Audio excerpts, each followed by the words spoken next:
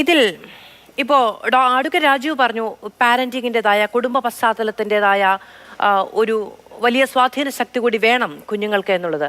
ഇതൊന്നുമില്ലാത്ത കുഞ്ഞുങ്ങളുണ്ടാകുമല്ലോ, പലതരത്തിലാണ് അല്ലേ സാഹചര്യങ്ങൾ. അവർക്കും ജീവിക്കണ്ടേ, അവർക്കും ഈ പറയുന്ന അഭിമാന ബോധത്തോടെ ആരാലും ചൂഷണം ചെയ്യപ്പെടാതെ നമ്മുടെ സമൂഹത്തിൽ ജീവിക്കണ്ടേ? അതല്ലേ നമ്മൾ ആഗ്രഹിക്കുന്നത്.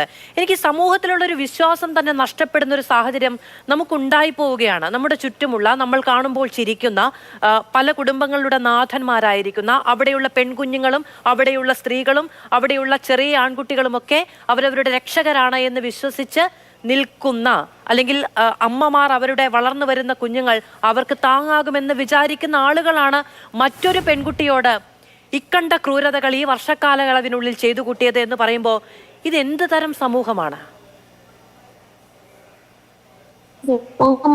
ഒരുപാട് പോകാനുണ്ട് എന്ന് നമ്മൾ ഓർമ്മിപ്പിക്കുന്ന ഒരു ഘടനയും കൂടെയാണ്. അത് ഇത്രയും ഇങ്ങനെ എന്താണ് ഹൃദയം തകർത്ത് കളഞ്ഞ ഒരു ഇൻസിഡൻസിൽ നിന്ന് നമ്മൾ പഠിക്കേണ്ടി വരുന്നത് വളരെ വളരെ വേദനാജനകമാണ്. കാരണം നമ്മൾ എത്ര പറഞ്ഞാലും ആ കുട്ടി അനുഭവിച്ച നമുക്ക് മനസ്സിലാക്കാൻ തന്നെ കഴിയുമെന്നറിയില്ല.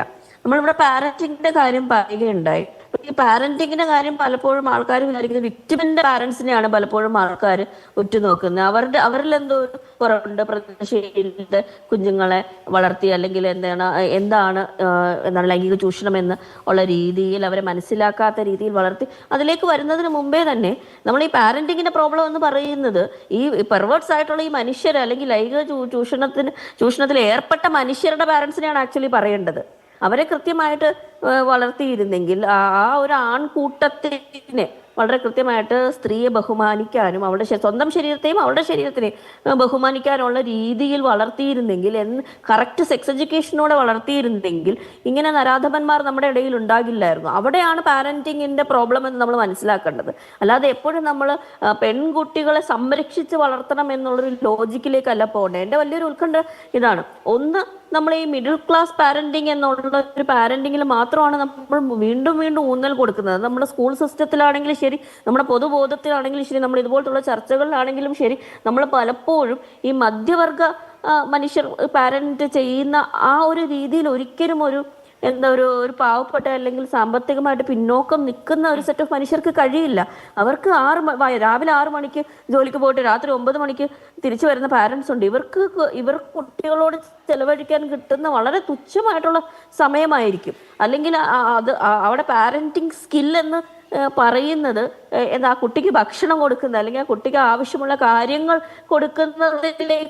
ആയിരിക്കും അവരുടെ ശ്രദ്ധ മുഴുവൻ. ആ ഒരു സമയത്ത് ഈ മധ്യവർഗ പാരന്റിന് കൊടുക്കാൻ പറ്റുന്ന ഒരു ലൈഫ് സ്കിൽസും എഡ്യൂക്കേഷനും ഇവർക്ക് അവരുടെ സാഹചര്യങ്ങൾ കാരണം കൊടുക്കാൻ കഴിയില്ല. അതുകൊണ്ട് നമ്മൾ ഈ പാരന്റ്സിനെ ബ്ലെയിം ചെയ്തിട്ട് കാര്യമില്ല. അവിടെയാണ് സ്റ്റേറ്റ് ഉണർന്ന് പ്രവർത്തിക്കേണ്ടത്. അവിടെയാണ് സ്കൂൾസ് ഉണർന്ന് പ്രവർത്തിക്കേണ്ടത്. ഞാനൊരു സ്കൂൾ അധ്യാപികയല്ല, ഞാനൊരു കോളേജ് യൂണിവേഴ്സിറ്റി അധ്യാപികയാണ്. അപ്പോൾ സ്കൂളിലെ സിസ്റ്റങ്ങൾ എനിക്ക് എൻ്റെ പഠനങ്ങൾ വഴി അറിയുകയുള്ളൂ, എൻ്റെ എക്സ്പീരിയൻസ് വഴി അറിയുകയില്ല. പക്ഷെ എനിക്ക് തോന്നുന്നത് പലപ്പോഴും സെക്സ് എഡ്യൂക്കേഷൻ നമ്മുടെ കരിക്കുലത്തിൻ്റെ ഭാഗമല്ലാത്തതിൻ്റെ വലിയൊരു പ്രശ്നമുണ്ട്.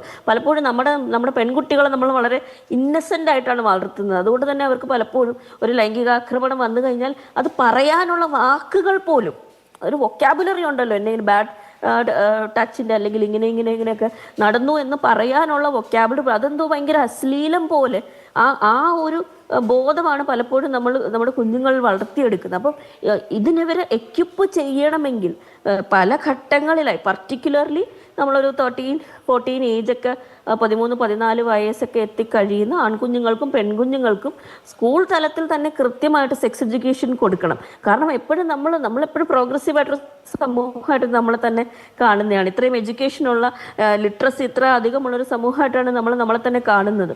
അതുകൊണ്ട് തന്നെ നമുക്ക് എവിടെയൊക്കെ എന്തൊക്കെ നമ്മൾ കുടുംബങ്ങളിൽ കുറവ് വരുന്നു അവിടെയാണ് നമ്മുടെ വിദ്യാലയങ്ങളും അവിടെയാണ് നമ്മുടെ സ്റ്റേറ്റ് ഉണർന്ന് പ്രവർത്തിക്കേണ്ടത്. അത് നമുക്ക് വളരെ ഈസി ആയിട്ട് സെക്സ് എഡ്യൂക്കേഷന്റെ പ്രാധാന്യം പെൺകുട്ടികൾക്ക് അല്ലെങ്കിൽ ആൺകുട്ടികൾക്കും ഈ ചൂഷണം തിരിച്ചറിയാനുള്ള ശേഷി ഉണ്ടാക്കി കൊടുക്കുക, അതെ എന്ന് പറയുന്നതിന്റെ ആവശ്യകത ആവർത്തിച്ച് പറയപ്പെടുമ്പോഴും സെക്സ് എഡ്യൂക്കേഷൻ എന്ന് പറയുന്ന ഒരു കാര്യം ദിശാബോധത്തോടെ എപ്പോൾ സംസാരിക്കപ്പെടുന്നു അപ്പോൾ വാളെടുക്കുന്ന പലതരം സമ്മർദ്ദ ശക്തികളുള്ള ഒരു സമൂഹം കൂടിയാണ് ഇത് എന്ന് നമുക്ക് മറന്നു പോകാനും കഴിയില്ല.